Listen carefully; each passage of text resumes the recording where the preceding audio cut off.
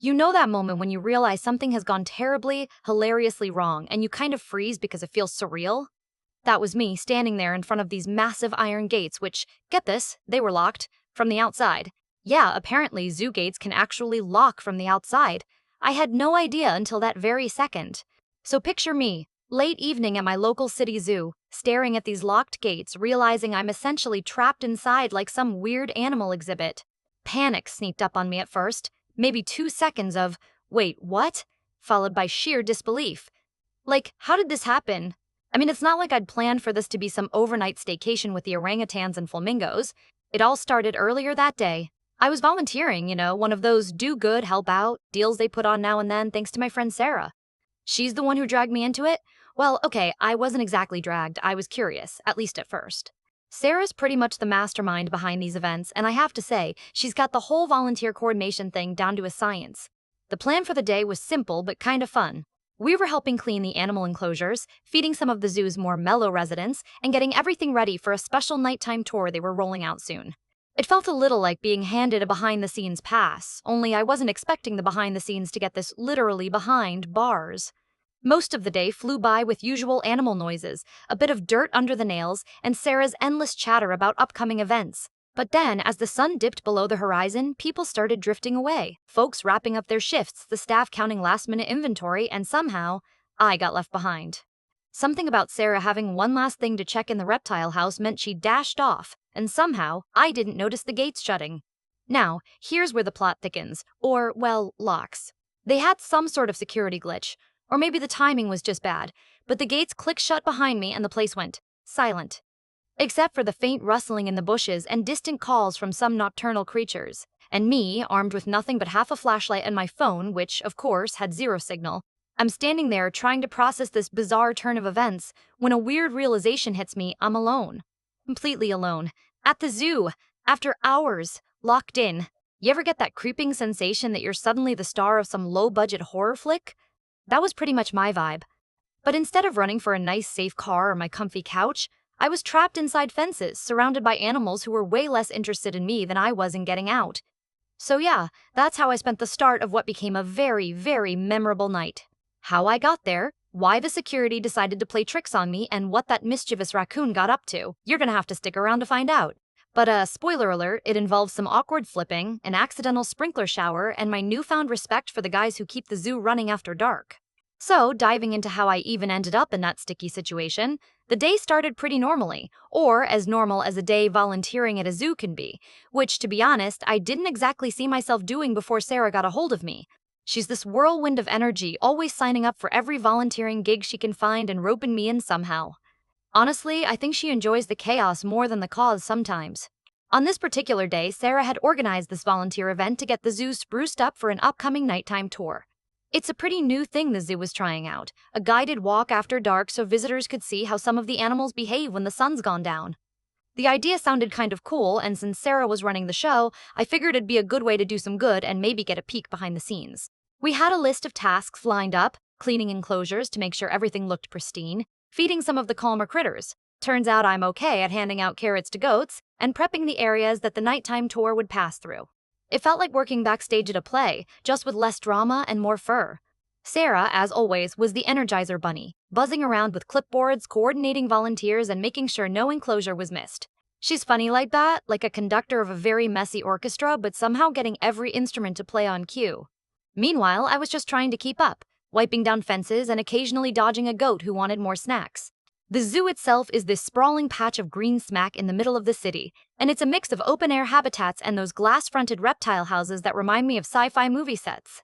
During the day, there's this lively buzz, kids running around, the chatter of visitors, and the occasional roar or squawk from the animals. But as evening crept in, that buzz quieted down. Most volunteers had finished their shifts, and the staff began closing up. Here's where things started to get fuzzy for me. Sarah mentioned she had to do one last check in the reptile house. Something about making sure the lighting was right or checking the heaters? I honestly wasn't paying close attention because I was pretty wiped out by then. She dashed off, promising she'd be quick and to hang tight. I thought I'd just wait near the main entrance. Well, apparently the zoo's security system had other plans.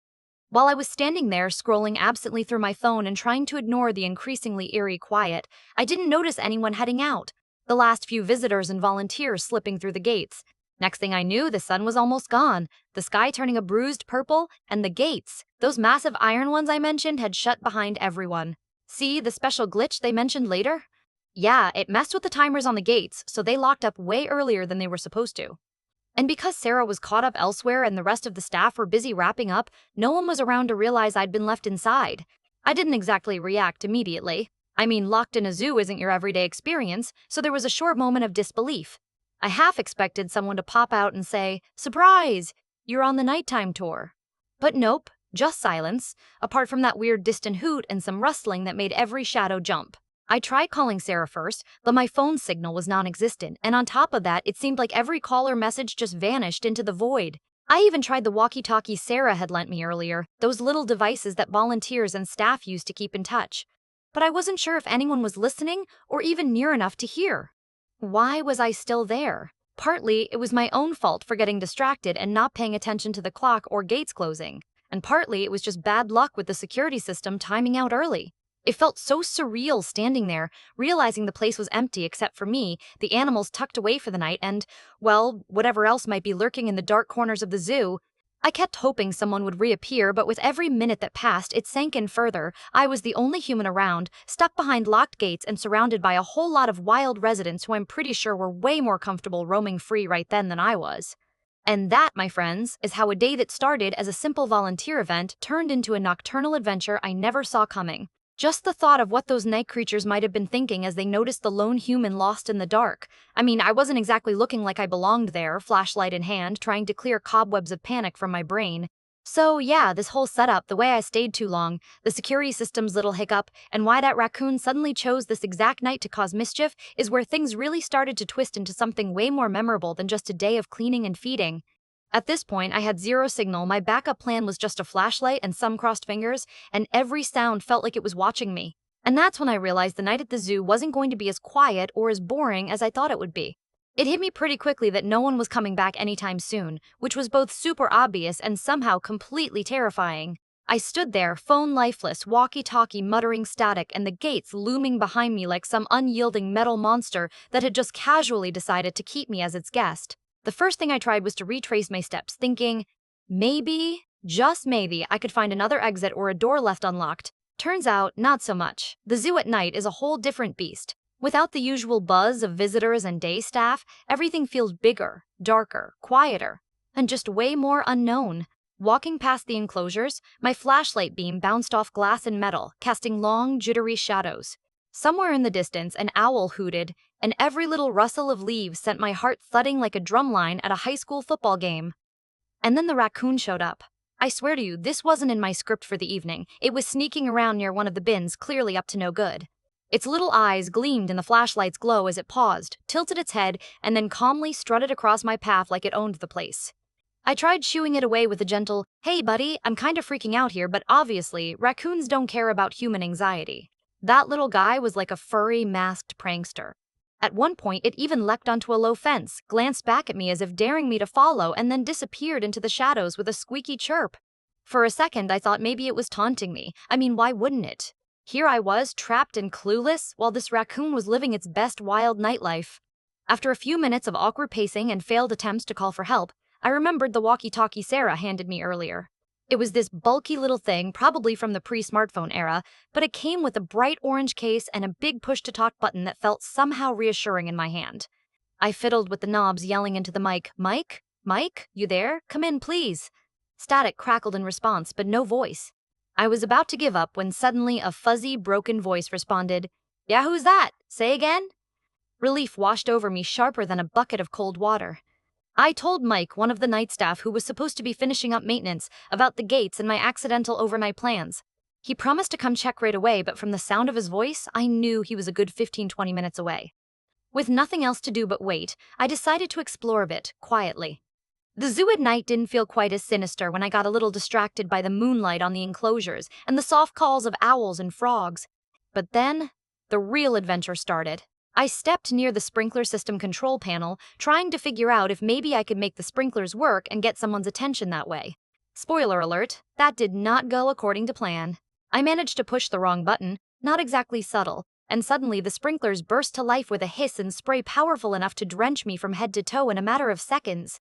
Standing there, soaked and blinking like a confused wet dog, I slipped on the wet grass and landed flat on my back with a surprised grunt. The raccoon, wise little creature that it was, seemed thoroughly entertained by my unplanned shower, giving an almost triumphant chirp from behind a nearby bush. For a moment, I lay there laughing at myself because seriously, what else could I do? At least being soaked in the middle of the zoo wasn't going to make me invisible to Mike if he came upon me. After getting upright and wringing out what little dry spot remained in my shirt, I tried the walkie-talkie again. "Mike, I'm alive, but possibly a hazard to myself and to any dry clothes I own," I joked, hoping my voice carried clearly over the static. The wait felt endless. Every little sound had me jumping, branches snapping, distant howls, the occasional rustle that could be anything from a nighttime critter to a zoo staff ghost. Or just my overactive imagination. The real tension wasn't just the locked gates, but the thought of spending who knows how long stuck in this wildly quiet, dimly lit animal kingdom, missing every one of my normal bedtime routines, and possibly making a much bigger deal out of things than I should. And all the while, I couldn't stop stealing glances toward that mischievous raccoon's favorite hangout, half expecting it to return with backup. The night was definitely testing my resourcefulness, patience, and, my goodness, my respect for sprinkler systems that apparently had an evil streak. But as I fumbled with the walkie-talkie and tried to stay dry among the sniffing nocturnal guests, I kept thinking, how on earth did this become my life? Locked inside a zoo after hours, soaked, half lost, and totally at the mercy of a raccoon with quite the attitude. Still, despite the awkwardness and the minor disasters, there was this weird thrill, this sense of being part of a story no one else would believe.